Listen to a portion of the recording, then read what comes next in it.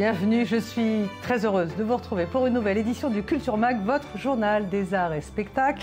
Nous allons passer un petit quart d'heure ensemble et on va vous faire découvrir ce qui fait l'actualité culturelle en ce moment. Nous allons vous faire découvrir un documentaire étonnant à plus d'un titre, vous allez comprendre. Le titre, c'est Sperme sacré. C'est une enquête religieuse et philosophique sur la semence qui donne la vie, mais une enquête dans le monde ultra-orthodoxe juif. Dans ce journal également, focus sur le grand photographe américain David Lachapelle. Il fait l'objet d'une très belle rétrospective au Pérou. Et puis nous irons en Israël, au musée de Tel Aviv, pour une visite guidée. De quoi était fait l'art en Palestine? Comment est né l'art israélien? À quelle date? Avec quels artistes? Et selon quels courants européens? Eh bien, c'est ce que nous sommes allés filmer. Voilà pour le sommaire, bienvenue, merci de suivre ce journal culture. Dans quelques jours, le film 50 nuances de Grey va enfin révéler ses mystères érotiques ou pas. En attendant, le buzz monte. Un nouvel extrait a été diffusé lundi soir pendant la finale du Super Bowl. 65 000 spectateurs dans le stade, 110 millions rien qu'aux États-Unis ont pu découvrir ce nouveau teaser de 50 nuances de Grey. On y voit Christian Grey embrasser fougueusement Anastasia Steele dans un ascenseur. Le film est interdit aux moins de 18 ans en Angleterre, aux moins de 17 ans non accompagnés aux États-Unis. En France, le verdict va tomber cette semaine. On va faire un focus maintenant sur un documentaire étonnant. Il est titré Sacred Sperm, en français Sperme sacré. Et s'il est étonnant, c'est parce qu'il emprunte tous les codes visuels d'un documentaire à la mode, le rythme, le montage, les effets, les plans serrés, alors qu'en fait, c'est un documentaire religieux réalisé par un juif chassidique ultra-orthodoxe qui, d'une certaine façon, a filmé sa réflexion philosophique, religieuse sur le respect du sperme, donc de la vie. Et nous sommes avec son réalisateur. Bonjour, Henri Groder. Merci beaucoup d'être avec nous. Votre documentaire est étonnant à plus d'un titre. D'abord pour le sujet, le sperme évidemment, parce que sperme, sexe, tout de suite ça fait tilt, on va dire, surtout quand on est en face d'un religieux. Non, il est étonnant parce qu'il nous permet d'entrer dans votre monde. Vous êtes entré dans vos maisons, dans vos synagogues, dans votre univers, et généralement c'est très fermé. Je voudrais savoir pourquoi, Henri Groder, vous avez voulu nous autres, enfin nous, le public, on va dire, nous faire entrer dans votre monde chassidique, fermé, religieux. I think because I became more religious a couple of years ago. Je pense car je suis devenu plus religieux il y a quelques années. Je viens du monde laïque. C'est l'une des choses les plus essentielles lorsque vous venez d'un monde laïque et que tout est ouvert. Tout ce qui est sexuel est disponible et ouvert. Et lorsque vous pénétrez le monde chassidique, le monde religieux, il y a de nombreuses frontières que vous ne pouvez pas dépasser. Pour moi-même, c'est bon, mais lorsque je dois les enseigner à mes enfants, je dois savoir comment faire passer cet enseignement. Cette question, comment enseigner à mes enfants, m'a fait faire des recherches et donc aussi fait faire ce film sur comment enseigner une chose aussi délicate alors que de nombreuses choses sont interdites à vos enfants. Alors, on va en parler, mais ma question, c'était sur le fait de nous mettre des images dans cet univers-là. Ce n'est pas péché dans la religion juive? No, you can film, no problem. There is things that you can't film. Non, vous pouvez filmer sans aucun problème. Il y a des choses que vous ne pouvez pas filmer, comme par exemple le nu ou ce genre de choses. Mais on peut filmer, faire de l'art, on peut être artiste. Il n'y a aucun problème à cela. Vous savez, dans la Bible, il est écrit que le roi David était un artiste et il composait des chansons. D'accord. Alors, Henri Groder, vous venez de le dire, vous avez voulu faire ce documentaire pour votre fils, on le voit d'ailleurs sur l'affiche du film, pour expliquer à votre fils, voilà, ce sujet-là, mais pourquoi le sperme? Pourquoi pas les poils, le mensonge, le vol, quelque chose d'autre? J'ai choisi... En fait, je ne suis pas le seul responsable. C'est aussi la télé qui l'a choisi. On leur a proposé plusieurs sujets. Et chacun de ces sujets était délicat. Mais ça, c'est la chose la plus importante, la chose la plus élémentaire dans le judaïsme. Et les gens ne le savent pas. Si vous allez vers l'inconnu, c'est plus convaincant et plus intéressant. Vous savez, on travaille à la télé, donc il fallait qu'on fasse quelque chose qui allait rendre les gens curieux. Mais c'est aussi un sujet qui m'intéressait moi. Comment faire un film sur un sujet aussi délicat? tout en ne sachant même pas si je suis autorisé à le faire ou pas. Il y avait de nombreuses interrogations sous-jacentes pour moi-même, donc pour moi également, c'était un défi. Oui, j'imagine bien. Mais alors, c'est cachère, tout ça, moi, ça me paraît un peu bizarre, si vous voulez. Bon, j'imagine que vous avez une société de production, vous êtes allé taper toc toc toc à la porte d'une télé en disant bon, ben voilà, on va faire un documentaire. Alors, bon, revenons quand même au sujet, le sperme sacré. Qu'est-ce que dit la loi dans le fond? Parce que, voilà, moi, j'avais appris bêtement qu'il était interdit de le gâcher. Puis ensuite, chacun, bon, l'interprétait ça à sa façon. Mais que dit la loi, votre interprétation de la loi? You know, the Torah said that it's forbidden to spill it unless you fulfill. Oui, eh bien la Torah dit qu'il est interdit de le déverser à moins que vous n'utilisiez à des fins de donner la vie en faisant un enfant avec ce sperme. Whatever you want with your wife when she can. Mais si vous avez une femme, vous pouvez faire ce que vous voulez avec elle lorsqu'elle le peut. Mais lorsque vous n'avez pas de femme, c'est un problème. Et la raison pour laquelle, lorsque vous devenez adulte, vous n'avez pas le droit de le déverser de votre propre chef, de votre propre volonté, eh bien, si ça vous échappe de façon volontaire, vous devez demander pardon et passer outre. Mais le faire exprès, c'est la chose la plus interdite dans le judaïsme. Mais ce dont on parle est bien sûr supérieur à cela. Il s'agit d'un sujet très large. Mais de toute façon, la Torah dit qu'il est interdit de le déverser sans raison. Donc la masturbation est interdite, complètement interdite. Et c'est intéressant car nous avons des besoins, des choses qui se passent en nous. Et que faire avec cela? Comment s'en arranger? Tout le monde. Et vous l'avez fait. Alors, il y a des scènes absolument ahurissantes dans votre film, et vraiment, j'enjoins tout le monde à pouvoir se le procurer, à le voir. Vous demandez l'autorisation à votre femme. C'est la première personne à qui vous demandez. C'est gentil, pourquoi?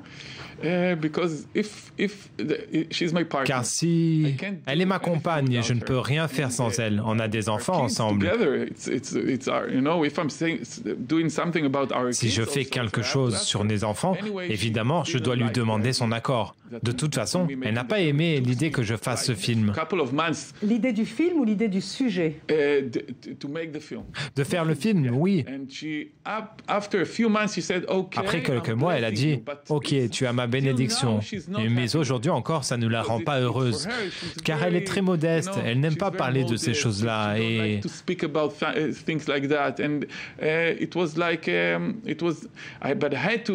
je ne pouvais pas le faire sans sa permission, car c'est notre maison.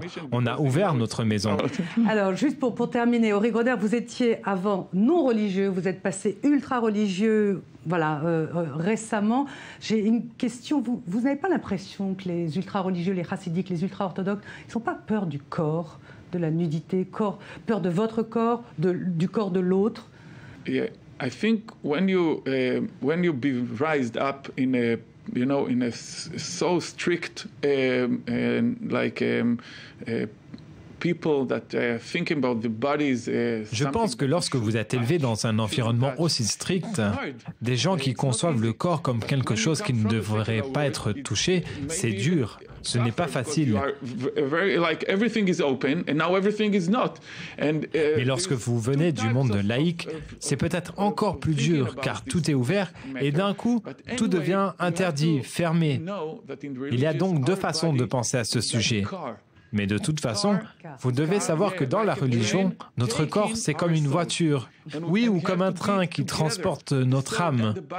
Et il faut qu'ils soient ensemble, l'âme et le corps, qu'ils travaillent ensemble. Et ce n'est pas facile, car notre corps est très fort et notre âme est très... Vous savez, elle est très spirituelle. Il y a donc ce conflit intérieur. Et vous l'avez réglé. Merci beaucoup, Henri Groder. Vous voyez des images de... Voilà, c'est vous dans un bain rituel. Ça parle beaucoup de pureté, beaucoup...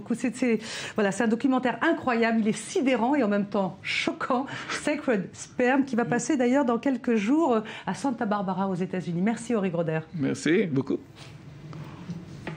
C'est une interview qui a été enregistrée avant ce journal. Je vous rappelle le titre du documentaire « Sperme sacré ». À suivre, une visite guidée dans un musée. Mais en attendant, focus sur le photographe américain David Lachapelle. Il fait l'objet d'une rétrospective à Lima, au Pérou. terre chrétienne.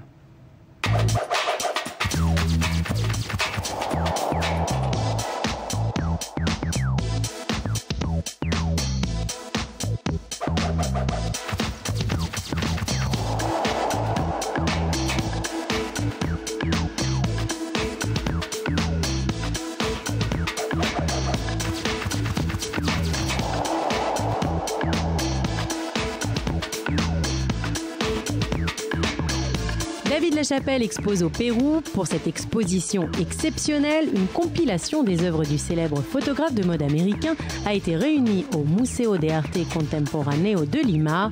Des dizaines de photographies réalisées sur plus de 30 ans de carrière, des clichés publiés dans les magazines Rolling Stone, GQ ou Vanity Fair, tout comme des photos à connotation religieuse avec un Jésus lumineux apparaissant dans des scènes de rue.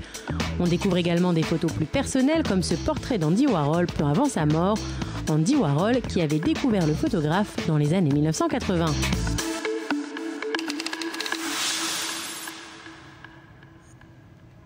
Un highlight choisi par Sandy Fortis. On va rester dans l'art avec cette question.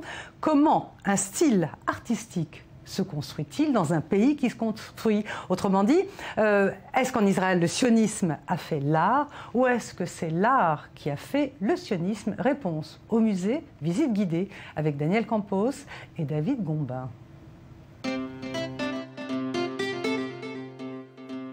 Traditionnellement, l'art en terre d'Israël était décoratif et reprenait des thèmes religieux. Artistes et artisans d'objets judaïques dominent. Quant aux peintres européens en visite en Terre Sainte, ils peignent les paysages bibliques. La création en 1906 de l'école de Betzalel à Jérusalem et un peu plus tard la vague d'immigration de peintres russes fuyant les pogroms dans les années 20 vont changer la scène artistique locale de façon radicale. It's a cross-section of Israeli art. C'est un échantillon représentatif de l'art israélien du début des années 1920 et jusqu'à hier matin. Yesterday morning. Au musée d'art de Tel Aviv, une nouvelle exposition retrace l'histoire de l'art moderne israélien en 3 périodes distinctes. La visite commence par une première partie dédiée aux pionniers et au modernisme national, une période qui s'étend depuis les années 1920 et jusqu'à la fin des années 60.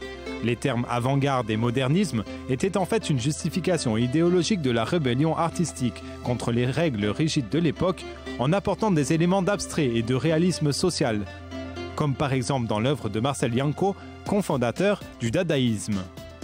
Les travailleurs du bâtiment de Moshe Matosovski, une œuvre centrale de l'exposition, est un bon exemple du courant nationaliste. Quant au surréalisme, on le retrouve chez Reuven Rubin avec le Zeppelin sur Tel Aviv. Et pour le néo-expressionnisme, on retiendra La fiancée et son père, datant de 1925. L'art naïf aussi, avec L'arabe à la fleur de Pinchas Litvinowski, ou encore La vue de Tel Aviv depuis la colline de Ramat Gan, datant de 1924. Toutes ces œuvres nous rappellent la diversité artistique extraordinaire de cette période. En poursuivant la visite, on passe à la deuxième partie, post-sionisme, post-minimalisme, internationalité et subjectivité. En clair, une revue des courants artistiques des années 1970 et jusqu'en 1999. Voici les œuvres du pionnier israélien de l'art géométrique Ehud Peker. Et ces séries de vidéoconstructions sont réalisées par l'artiste Buki Schwartz, une signature bien connue de la scène new-yorkaise. Enfin, la visite se termine au temps présent, une période nommée Réduction et excès. Une collection qui donne une vue d'ensemble sur les courants des années 2000. L'accent est mis sur le minimalisme comme sur le maximalisme. L'histoire, la politique ou le personnel, les thèmes abordés sont divers. Dans ces installations, Nevet Yitzhak, une artiste d'origine juive orientale, déconstruit le concept d'orientalisme. Quant à cette œuvre de Yael Efrati, elle est une critique de la société israélienne. C'est typique des architectes israéliens contemporains que de construire des murs séparant le monde des riches et celui du commun des mortels en les empêchant de regarder à l'intérieur. 9 décennies d'histoire de l'art qui soulèvent nombre de questions. Je me demande ce qu'ils penseraient de l'Israël d'aujourd'hui, de l'utilisation qui est faite de ces slogans, des idéologies de la politique actuelle. C'est quelque chose qui me fait réfléchir. Cette exposition demande de la curiosité et de la patience. Mais au bout du compte, vous serez récompensé par une narration bien différente de l'histoire d'Israël.